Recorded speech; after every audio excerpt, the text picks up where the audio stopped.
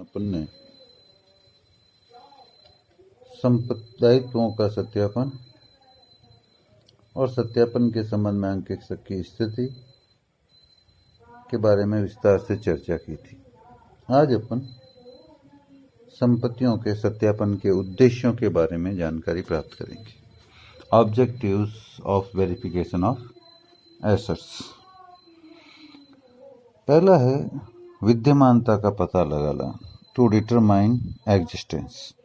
सत्यापन का उद्देश्य होता है कि जो संपत्ति चिट्ठे में लेखांकित है वह भौतिक रूप से व्यवसाय में विद्यमान होनी चाहिए और अंकेक्षण के दौरान अंकेक्षक द्वारा संपत्तियों की भौतिक जांच भी की जानी चाहिए, जिससे इस उद्देश्य की पूर्ति हो सके। दूसरा उद्देश्य है स्वामित्व और स्वत्वाधिकार की जांच, checking of ownership and title. बहियों में दिखाई गई संपत्तियां वास्तव में संस्था के स्वामित्व में ही होनी चाहिए तथा इन पर केवल संस्था का ही पूर्ण स्वत्वाधिकार होना चाहिए। सत्यापन में इस तथ्य की जांच की जानी आवश्यक होती है। तीसरा है कपट और अनियमितता का पता लगाना, to find out fraud and irregularities. सत्यापन में अंकेक्षक जांच करता है कि ऐसा कोई दायित्व तो नहीं है जो संस्था द्वारा देयी है परंतु उसे अपलिखित कर दिया गया है। इसी प्रकार लेखा पुस्तकों के अनुसार जितनी संख्या में अर्थात मात्रा में संपत्तियां होनी चाहिए उनमें से कुछ कम तो नहीं है, अर्थात संपत्तियों की चोरी के बारे में इससे पता लग जाता है। चौथा उद्देश्य है ग्रहणाधिकार एवं प्रभार की जांच, checking of lean and charge. सत्यापन का एक यह भी उद्देश्य होता है कि अंकेक्षक इस बात की जांच करे कि संपत्ति विशेष पर किसी भी पक्ष का ग्रहणाधिकार तो नहीं है, लीन तो नहीं है, और यदि है तो किस सीमा तक है। इसी प्रकार संपत्ति पर किसी प्रकार का कोई प्रभार तो नहीं है, चार्ज तो उत्पन्न किया हुआ नहीं है, और यदि है तो उसकी जानकारी प्राप्त करनी चाहिए और उसे व्यवसाय के लिए ही प्रभारित किया गया है, इसकी भी जांच करनी चाहिए। पांचवा उद्देश्य है गणितीय शुद्धता का पता लगाना, to find out arithmetical accuracy. अंकेक्षक को संपत्ति रजिस्टर के योग से चिट्ठे में दिखाई गई संपत्तियों के मूल्यों की जांच करनी चाहिए और देखना चाहिए कि उन सभी संपत्तियों के मूल्य चिट्ठे में प्रदर्शित हैं जिनका उसने भौतिक सत्यापन किया है।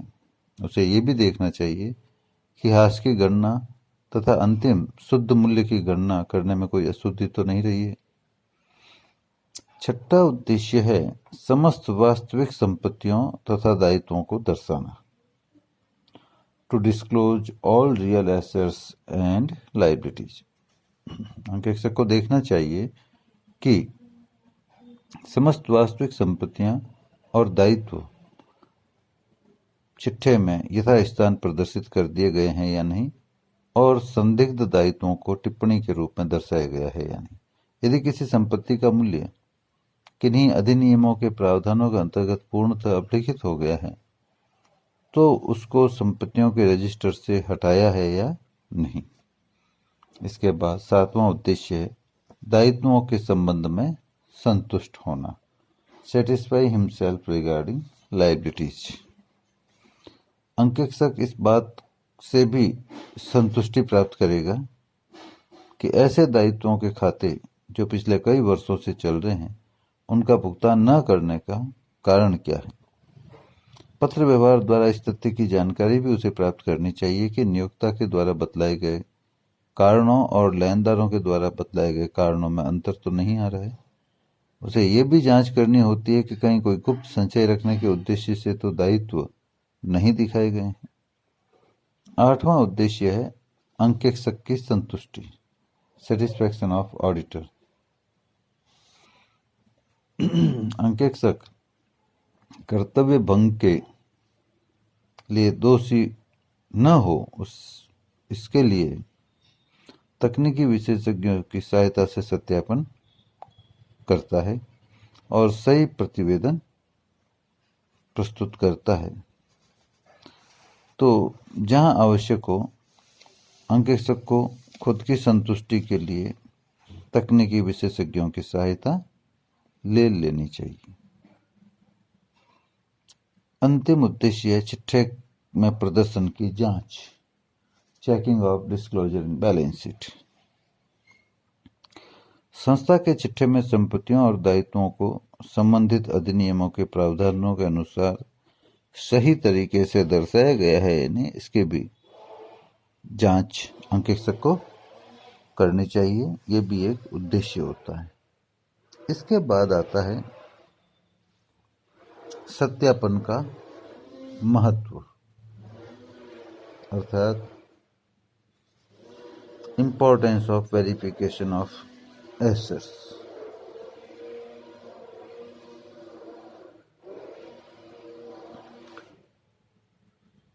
सत्यापन का अंकेक्षण कार्य में महत्वपूर्ण स्थान है। सत्यापन के अभाव में संस्था की जो लाभ हानि है और आर्थिक स्थिति है इसकी सही जानकारी प्राप्त नहीं हो सकती है। इसलिए बिना पर्याप्त सत्यापन कार्य के अंकेक्षक द्वारा दी गई रिपोर्ट भ्रामक एवं असत्य होने की संभावना रहती है।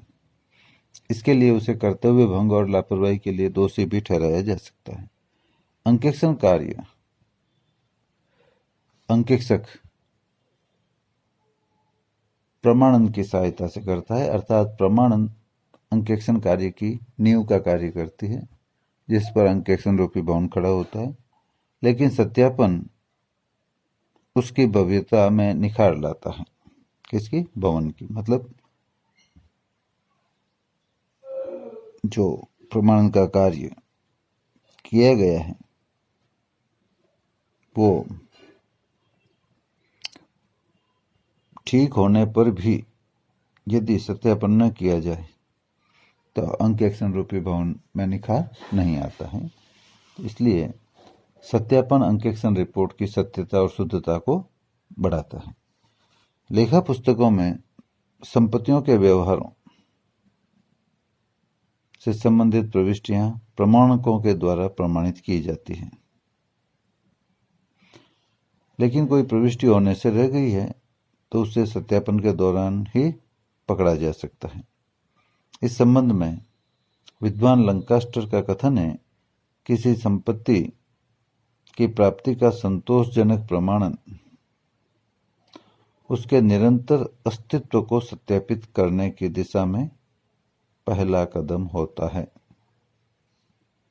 परंतु यह उसके वर्तमान अस्तित्व का सबूत नहीं है। ध्यान से पढ़िएगा, ये कह रहे हैं कि किसी संपत्ति की प्राप्ति का संतोषजनक प्रमाणन, मतलब वो प्राप्त हुई है, उसका संतोषजनक प्रमाणन उसके निरंतर अस्तित्व को सत्यापित करने की दिशा में पहला कदम है। मतलब उसके अस्तित्व को सत्यापित करने का पहला कदम है प्रमाणन, परंतु उसके वर्तमान अस्तित्व का सबूत प्रमाणन नहीं है, वो सत्यापन होता है। अतः यह कहा जाता है कि सत्यापन प्रमाणन के कार्य को पूर्ण, अर्थपरक तथा मजबूत करता है। इसलिए सत्यापन का महत्व निम्न बिंदुओं से स्पष्ट किया जाता है। नंबर 1,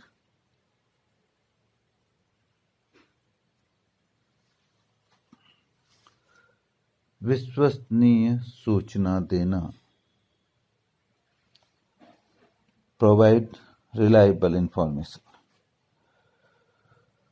संस्था के लाभ हानि खाते तथा स्थिति विवरण सभी बाह्य पक्षकारों, लेनदारों, बैंकों, सरकार, आपूर्तिकर्ताओं और विनियोजकों आदि के लिए निर्णय का प्रमुख आधार होते हैं।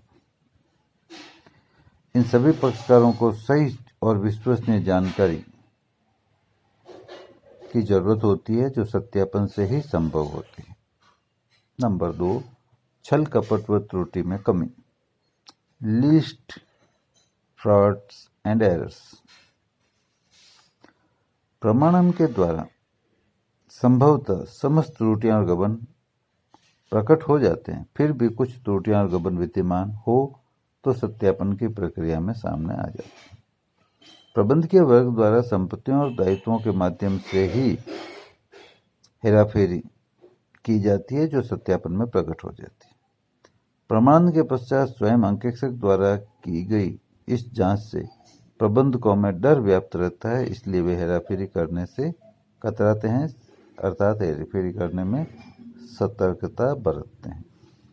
तीसरा महत्व का बिंदु है प्रतिवेदन निर्माण में सहायक, helpful in preparation of audit report. अंकेक्षण कार्य पूरा करने के पश्चात अंकेक्षक द्वारा दिया जाने वाला प्रतिवेदन अंकेक्षक को सत्यापन प्रक्रिया में बहुत सहायता करता है, क्योंकि सत्यापन के पश्चात वह संपत्ति के स्वत्व, स्वामित्व और प्रभार के बारे में और दायित्वों के सही लेखांकन के बारे में निश्चिंत हो जाता है। इससे प्रमाणन में बची हुई त्रुटियां भी पकड़ में आ जाती है और अंकेक्षक विश्वास पूर्वक सही रिपोर्ट बना सकता है।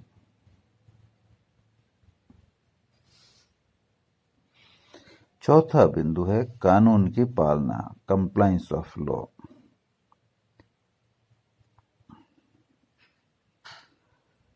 सत्यापन संपत्तियों और दायित्वों को चिट्ठे में प्रदर्शित करने की एक जांच प्रक्रिया है।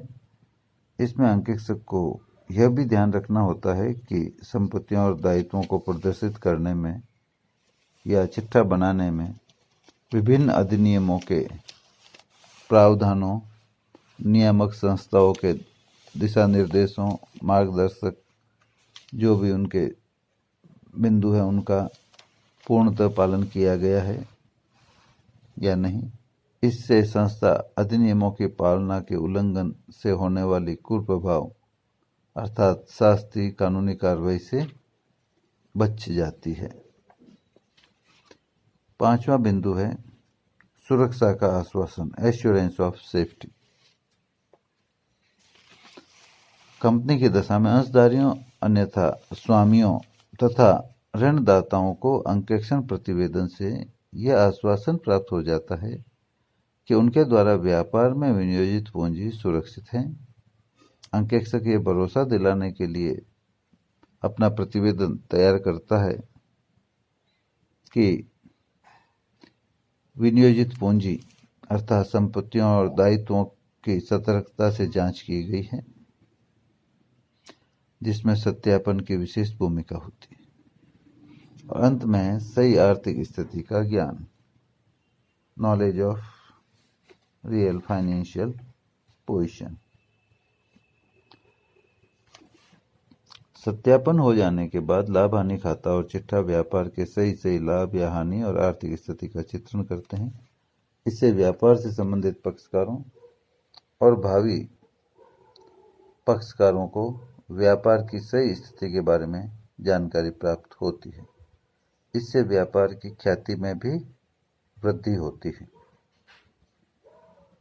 इसके बाद अपन डिस्कस करेंगे कि सत्यापन के सामान्य सिद्धांत क्या है, अर्थात सत्यापन की प्रक्रिया संपत्ति के स्वभाव और प्रकृति पर निर्भर करती है और सत्यापन प्रक्रिया को अंकेक्षक अधिक सजगता और कुशलता से संपादित कर सके, इसके लिए उसे किन किन सिद्धांतों का पालन करना चाहिए उसके बारे में जानकारी प्राप्त करें।